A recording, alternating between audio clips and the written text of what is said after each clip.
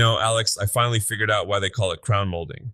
It's because by the time you're done trying to make those four corners meet in a room that's shaped like a crushed cereal box, you feel like you've survived a medieval siege. I spent my Saturday wrestling with 12-foot lengths of prime pine in a hallway that was about as square as a puddle of water. Oh, here we go. The weekly battle of Tiger versus the right angle. Let me guess. The hallway won the first 3 rounds? It was a technical knockout. I walked in there with my shiny tape measure and a heart full of hope, thinking, it's just four walls. How hard can it be? Fast forward 2 hours, and I'm standing on a ladder, covered in white dust, staring at a gap in the corner that you could throw a frisbee through. The ceiling had a dip in it that looked like a hammock, and the walls were waving at me. See, this is why I like flat surfaces. Why do we do this to ourselves? We take a perfectly fine room and decide it needs three-dimensional wooden jewelry bridging the gap between the wall and the ceiling. It sounds like a geometric nightmare from the jump. It really is a leap of faith. Most trim sits flat against one surface, but crown lives in that spring angle. It's leaning out into space, bridging two different planes. If the wall isn't plumb and the ceiling isn't level, that crown is going to twist. And when crown twists, the miter joints look like they're scream crying. Okay, but people see the pros do it on those home Reno shows, and it looks like they just snip, snip, nail, and boom, stately manner. What's the stuff they're cutting out of the edit? What's the actual foundation for not losing your mind? Well, for starters, you've got to stop trusting your house, to be honest with you. Your house is a liar. It's moved, it's settled, the drywall guy used too much mud in the corners. You can't just set your saw to 45 degrees and expect a miracle. The biggest thing I've started doing, and this is a total game changer, is installing backing first. Backing? Like extra wood behind the pretty wood? Isn't that just more work? It's the sleep well at night insurance policy. I take some scrap 2x4s and rip them down into triangular blocks on the table saw.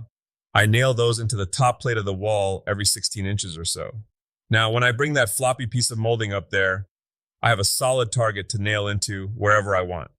I'm not hunting for studs like I'm searching for water in a desert with a divining rod. That makes sense. I've definitely seen people frantically poking holes in the drywall with a finish nailer trying to find something solid. It sounds like a woodpecker on caffeine. Precisely.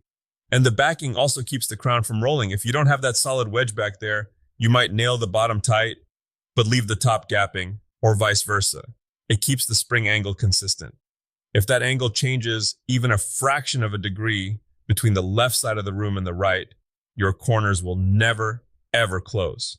Speak to me about the saw, though, because every time I see crown being cut, someone says the phrase upside down and backwards, and my brain immediately stops functioning. Is there a way to do this that doesn't require a PhD in spatial reasoning? It's a mental hurdle, for sure. When you put the crown on the saw, you're basically pretending the bed of the saw is the ceiling and the fence is the wall. It feels like you're trying to rub your belly and pat your head while reciting the alphabet backward.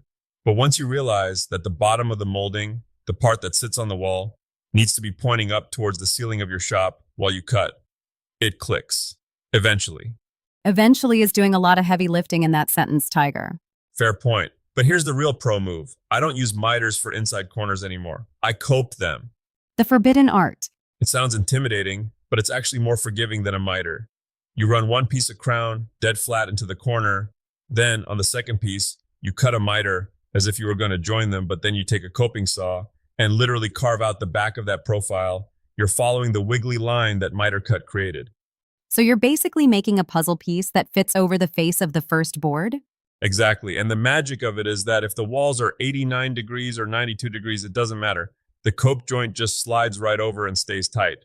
It's like the joint has a little bit of give to it. It's the difference between trying to shove two Lego bricks together at an angle versus sliding a glove over a hand. I remember you telling me once about reveals in trim work. Does that apply here, or is crown strictly about hiding every single gap?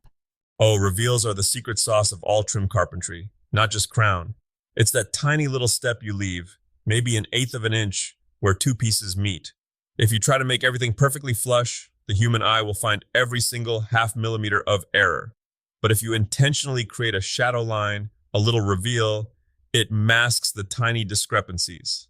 On a door frame, it's essential. On crown, the reveal is usually where the molding meets the ceiling or a cabinet. You mentioned cabinets. People love putting crown on the top of their kitchen cabinets, but those aren't exactly attached to the studs.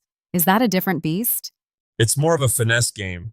On cabinets, you're often dealing with a subcrown or a riser first, basically a flat board you attach to the top of the cabinet box so the crown has something to sit on. The biggest mistake people make there is trying to nail directly into the cabinet face frame. You'll split that wood faster than a lightning bolt hits a pine tree. Small brads and a little bit of glue are your best friends there. Glue? I thought we were just nailing things until they stayed put. If you only use nails, the wood will eventually decide it wants to go back to being a tree and start moving. I like to pre-assemble my outside corners on the ground. I'll glue them, pin them with tiny micro brads, and let them dry into one solid L shape before I ever take them up the ladder. It's much easier to fight the wood at waist height than it is while you're balancing on a plastic step stool with a heavy nail gun in your hand. That feels like the adulting version of woodworking. No more holding it with your shoulder while trying to aim the gun. Exactly. I've been that guy. I've stood there with a 12-foot piece of crown on my head, trying to reach the trigger, looking like a very frustrated wood-themed unicorn.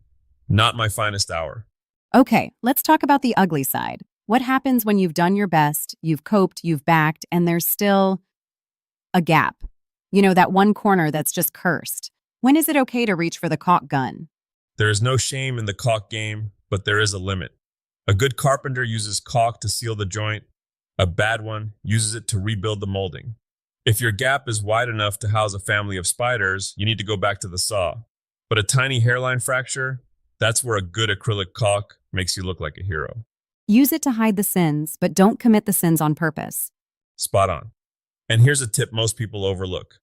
Don't use your tape measure for everything. I know that sounds like heresy, but for short runs, just hold the actual molding up to the wall and mark it with a sharp pencil right where it hits the corner. Story sticks, or marking in place, will always be more accurate than trying to read 47 3/16 on a tape that's sagging in the middle. It really is a game of millimeters. It's funny how the biggest molding in the house requires the smallest tolerances. It's the paradox of the craft. You're moving big, heavy sticks of wood, but you're treating them like fine jewelry. So, if I'm starting my first crown project this weekend, what's the one thing I should take away from this? Besides, my house is a liar. I'd say give yourself permission to waste a few feet of wood. Cut some test pieces, maybe 6-inch scraps, and use them to test your corners before you cut that expensive 16-foot long board. It's like a rehearsal. Once you see how the test pieces fit, the real thing doesn't feel nearly as scary. Rehearsal for the crown. I like it. And remember, if the first joint isn't perfect, just walk away for 5 minutes. The wood isn't going anywhere, but your sanity might if you stay on that ladder too long. There's no piece of trim worth a broken spirit. Spoken like a man who has definitely had a moment with a piece of pine. More than one, Alex, more than one. Thanks for hanging out in the den today. Go make something beautiful, and maybe keep the caulk gun on standby, just in case. Just in case the hallway wins again. See you next time.